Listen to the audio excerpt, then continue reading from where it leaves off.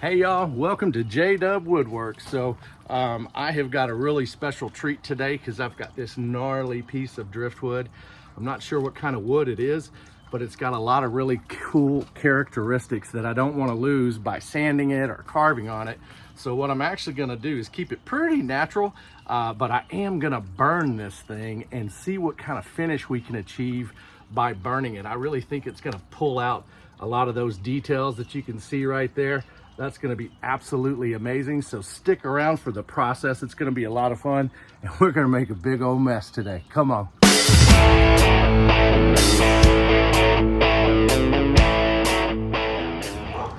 Okay, listen, so before you start fussing at me for cutting this thing in half, let me tell you why I'm doing that. So you see I got two halves, right? They're both fantastic looking pieces. In and of themselves, and by themselves they would be a great piece, but what I'm actually going to do is I'm going to figure out a way to mount this one on the bottom, and then somehow mount this one on top of it to where it's separated, and that way the focus piece is going to be in the middle here with both pieces, and this piece is going to be elevated over this one. Originally I thought maybe I could attach these with resin, and I probably could, but I'm so new at resin work, I'm scared to do it. So I have a couple of other ideas, but the first thing we have to do is get the torch out and burn this sucker, all right? All right, so before I burn, there's still some sand and dirt in here. You can see it coming off just a little bit, not too bad. But I want to brush that stuff off. I don't want that to be a permanent part of our piece of art here. So we'll clean some of that up, knock it off. I'm gonna hit it with a compressor too, just to where I can make sure that it's getting all those little pieces of sand out of there. So I'm gonna go ahead and do this with both pieces, hit it with a compressor, and then we can burn. I know y'all are ready to burn, right? A bunch of pyromaniacs out there. Me too, right? Okay.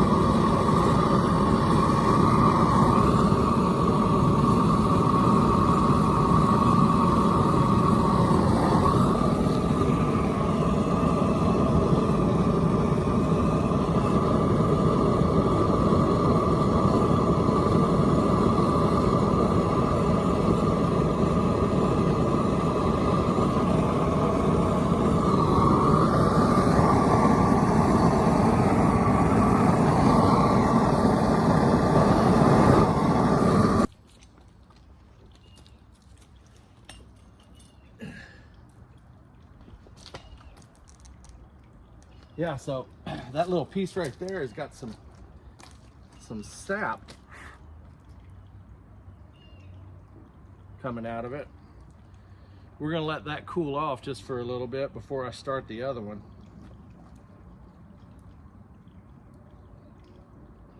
Yeah, wicked cool.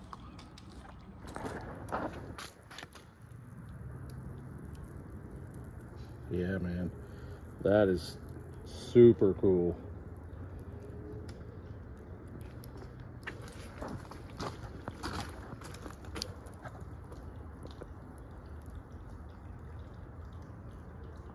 Got the bottom pretty good. You can see the detail all up in there. That is really, really cool. Well, I think if I put a nice clear coat on this, after I brush it off a little bit, I may burn it one more time. And then the fun begins, right? Yeah, so I saw some embers way deep inside of here. And I thought, you know what, I better brush this thing now. I don't want it to continue to burn. Let's see, it's taking a lot of that char off, but I'll hit it again, is what I'm gonna do. Beats the heck out of hours of sanding, I'll tell you that. And it's very rewarding. If you like fire, this is cool.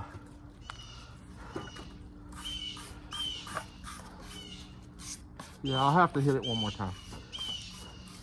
And then I'll probably brush it one more time. But some of that old rotted stuff is just flaking off now. And I've got a dust mask on because it's getting dusty. It's getting messy, right?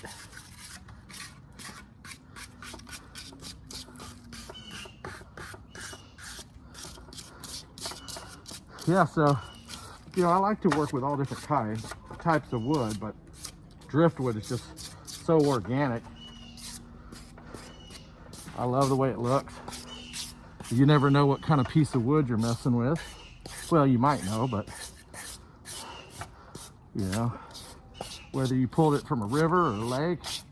I know I've got a lot of followers that I've got a lady lives out in Utah that she talks about the river. Can't remember the name of it.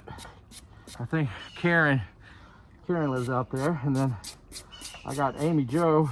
She's a carver. She does some really cool Dremel carvings, spirit creatures, and she's groovy. She's a little hippie. And then I got Stefano. He actually lives in Italy, and he and his wife live right on the coast. Very beautiful place. And they always share their pictures of the driftwood that they have pretty often, whether it's driftwood or just carvings. And I really appreciate that. Very inspiring. That's what it is.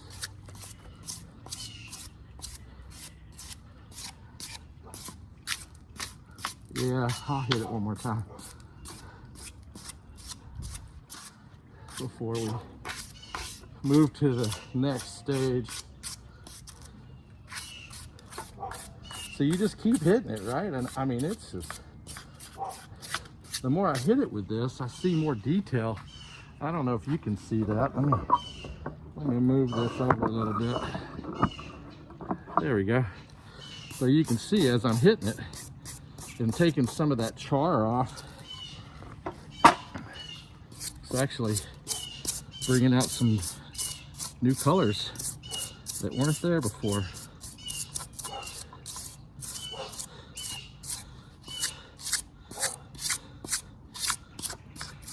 I imagine you could do this with all driftwood, actually.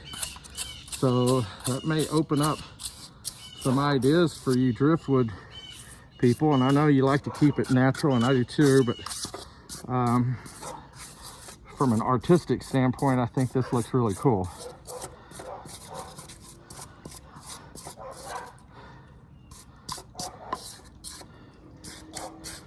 Oh yeah, that's awesome. I think I got all the burnt stuff. It won't keep burning. That was my concern. I was feeling little hot spots. I ended up setting this down, taking a break, come back out, and I'm gonna have a campfire. I don't want that. And I'll definitely have to hit it with the compressor again and get that cleaned up.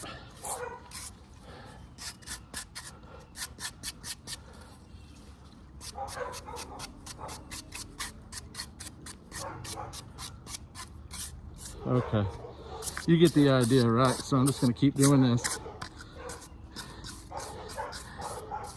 And we'll hit the other one. I think I'm ready. But hopefully you can see there's some really cool details. There's some really cool color in this. I don't know if I like it all black or if I like to see some of the wood grain. I'm gonna have to think through that one.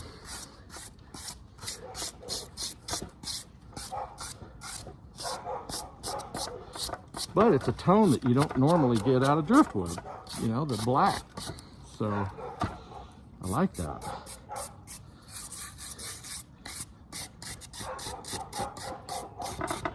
Oh, there was a hot spot right there. Yep. Okay, let's burn the other one. And you could use a handheld little propane torch too. This guy right here, I got at Harbor Freight, and it connects to a little propane tank. You definitely need to be outdoors and make sure you're being super safe. It's a little intimidating, isn't it? You know what I mean?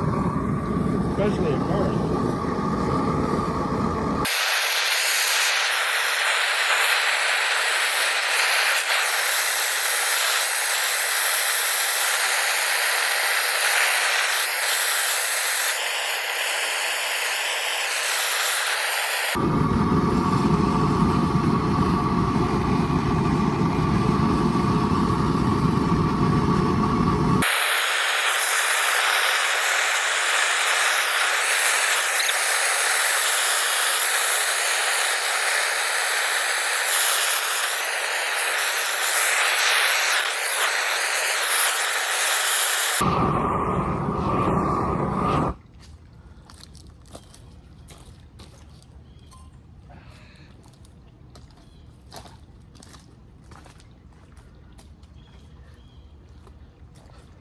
Yeah, same thing right there.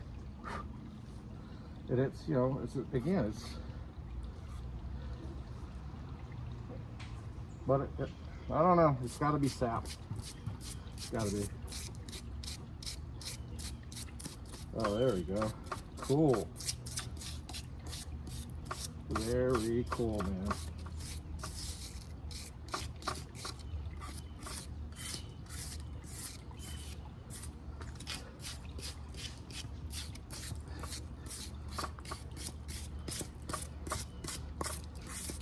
Yeah, we'll see what this looks like after I brush it all, and whether or not I have to go back and hit it again with a torch. I mean, I definitely want black, but I'm liking the way the wood grain comes through. That is really, really fascinating to me.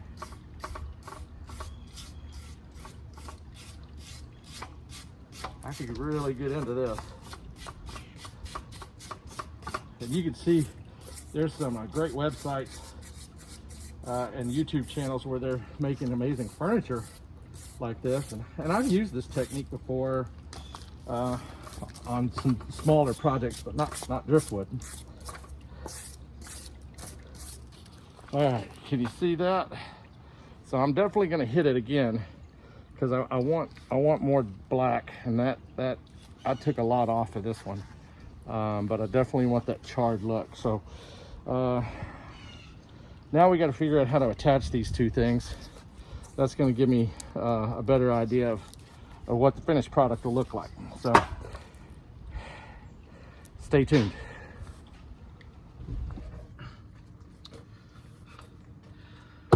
All right, guys, so here's what I got. I got this piece. That's the bottom, right? It's gonna stand like this. You can see that. Okay, so that, and then I've got this piece. This is the top piece, or top piece, and it's also flat on the top. And I'm gonna try and get these two mounted. Yeah, so there's the bottom piece, and there's the top piece. And believe it or not, I came up with this crazy idea about using gas pipe. So I went and got some of this pipe from Lowe's, and I think I could mount it like that. Put one and then put another one, maybe three. I've got 3 pieces to do this with, and that should hold them. I want a space between the 2 of them to where they're actually separated. And then I may end up running a wire underneath through here, and then dropping it down to where there's a light in between the 2 of them. So that's the vision, right? So we will catch the rest of this nightmare on video. Hopefully this turns out, or I'm going to be very disappointed. All right, so you can see here I've got the 1/2 inch floor plate, a little 90 degree, and then 1/2 inch. This is actually 2 feet, this pipe, and then the same thing on the other end.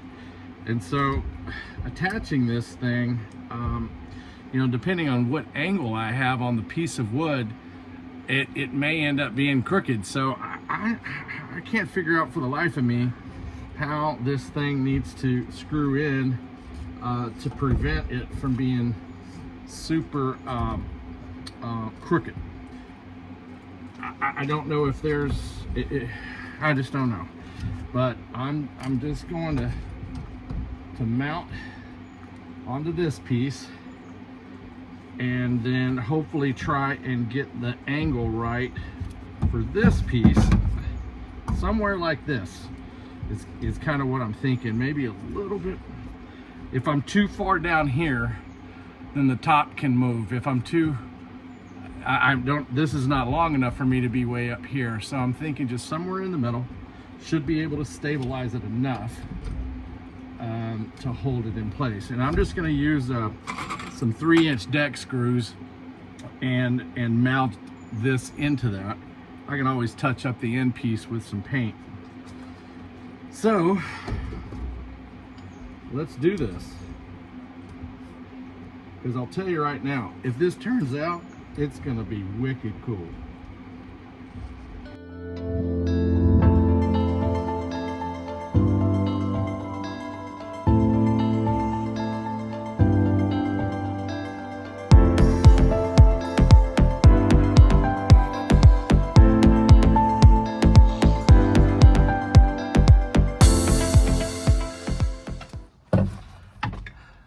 All right, so with a whole lot of trial and error that I didn't put on video because it was pretty frustrating, and I didn't want you guys to laugh at me, I only am going to use one of these. The angle of the wood versus being able to keep those parallel, as well as making sure that they are inverted and parallel this way. It just looked funny, and so one of them would be a little crooked and the wood was a little crooked. So I figured out that I can just use one, and then I need to create a base, and it's working. That piece is working, and then I just need to create a base. So what I did, just so this thing's a little bit top heavy, I just cut some 2x6, and I shaved the ends of it off just a little bit with a grinder. And then I can burn this too. And actually, this type of lumber, when you burn it, actually does really cool. There's some really neat grain that comes that pops out. So I've already preset the screws right here. I'm just using those 3-inch wood screws, and I am going to mount this right up underneath. I did need to take a quick measurement, however, and then we'll go ahead and I'll show you how to attach that base, and then we'll do the final burn, okay?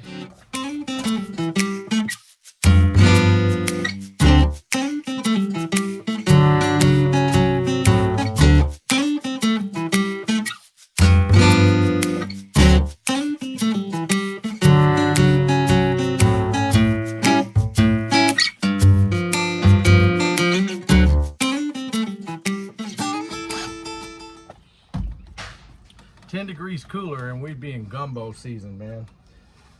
It's just a little bit too hot right now for me to want to cook gumbo. All right, I think we're pretty good. I'm gonna stand this up, make sure that it's level. I may have to trim up the very top piece, but you can see that this thing looks pretty cool. Let me pop this off of here. Yeah, so that's what we got so far. Now this piece up top is crooked. So once I get this all stable down here, then I'll come back up and I'll work on this, shaving some of this with the grinder, burn it again, and then we'll be in better shape, okay? All right, well, this is the final burn right now.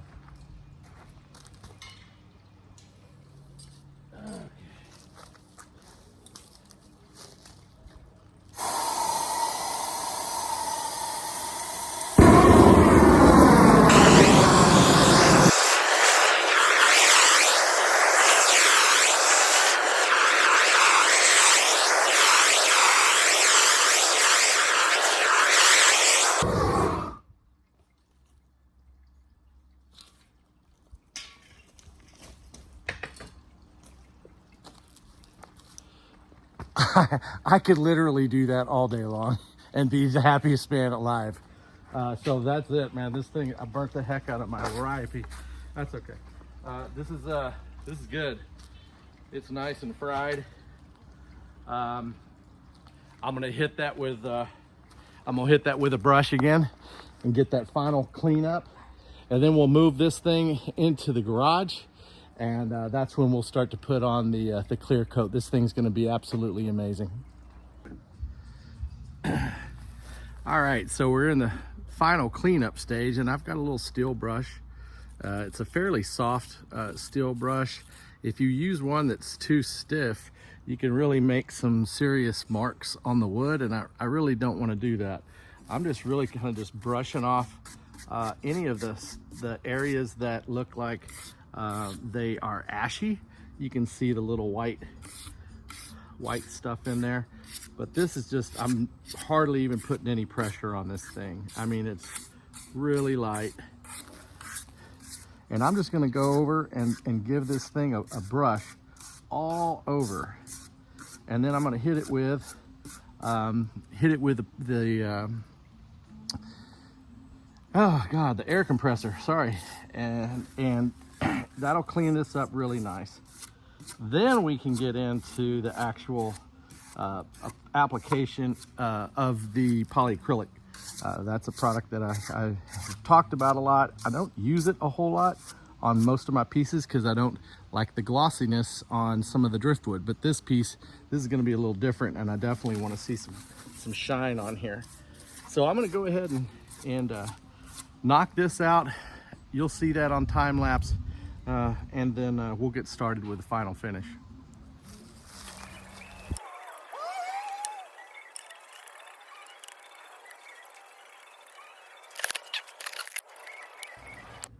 Okay, so here's the polyacrylic. This is from Midwax.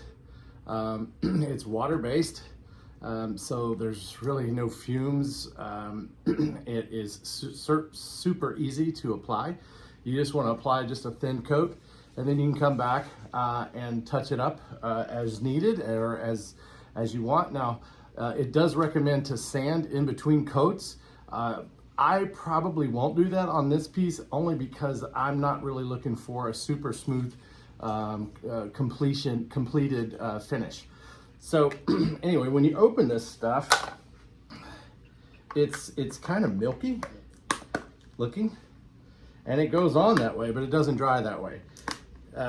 Be careful if you put it on too thick, especially in a lot of these little grooves that I have. You can see it's kind of milky like that. That's okay. That's what it's supposed to look like. Let's see if I can hold that up without spilling it. You can see that. Okay, now, thin coat, and when you get into those little nooks and crevices, you're gonna see where it's dripping, that it'll kind of collect. So I'm just gonna do a little bit right here where you can see, and I'm gonna have to go up and down on this thing.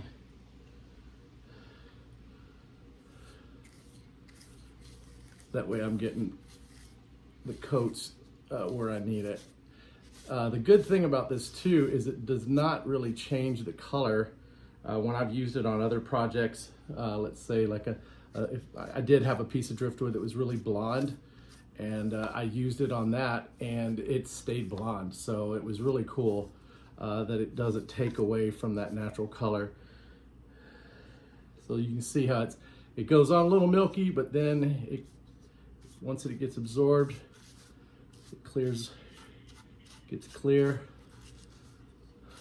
You will see some bubbles. Let's talk about the bubbles. What I do is I take a little torch, not like I had earlier, but I'll take a little torch and hit it a little bit, and it makes those bubbles go right away. There we go. So I'll show you, I'll demonstrate that. You probably can't see the bubbles actually, but I'll show you what I do. So I'll just take a little propane torch like this.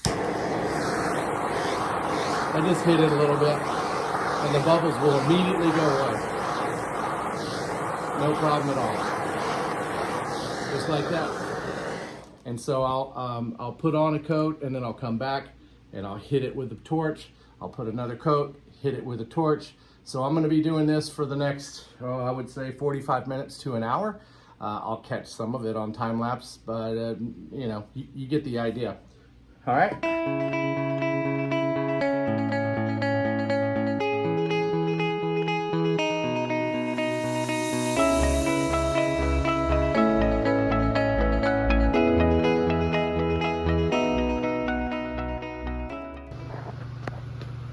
All right, so you can see that.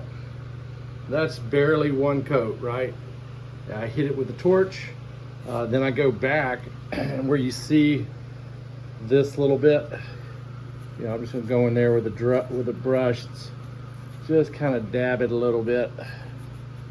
There we go. Get a little drip part in there, just kind of dab it. No streaks. Pretty straightforward process. Cheap brush, so I end up having to get some of these little bristles right there. There we go. Come on. There we go. Yeah. So that's what I'm going to do with that entire piece.